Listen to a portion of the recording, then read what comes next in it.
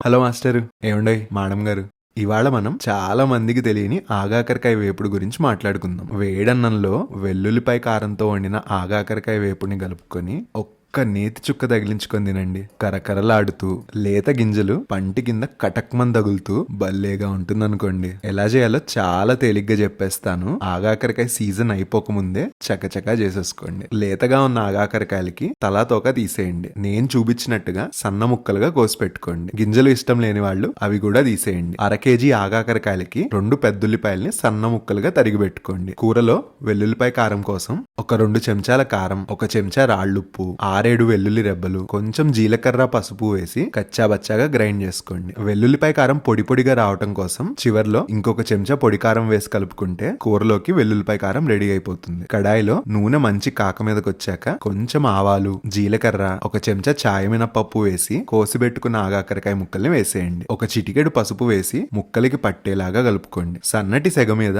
మూత పెట్టుకొని ఆగాకరకాయల్ని చక్కగా మగ్గనివ్వండి. ఏమండోయ్, అడుగున ముక్కలు మాడిపోకుండా మధ్య మధ్యలో కలుపుతూ ఉండండి. ఆగాకరకాయ ముక్కలు 80% మగ్గిపోయాక ఉల్లిపాయ ముక్కల్ని కొంచెం కరివేపాకుని వేసుకొని కరకరలాడేదాకా వేగనివ్వండి. ముక్కలన్నీ మగ్గిపోయి ఉల్లిపాయలు వేగి లేత బంగారు వర్ణం, అదే అండి లైట్ బ్రౌన్ కలర్ లోకి మారాక తయారు చేసి పెట్టుకున్న వెల్లుల్లిపాయ కారాన్ని వేసి చక్కగా కలుపుకోండి. చివరిగా కారం ముక్కలకి పట్టి ఉప్పు సరి చూసుకుంటే సూపర్ గా ఉండే ఆగాకరకాయ వేపుడు రెడీ అయిపోతుంది.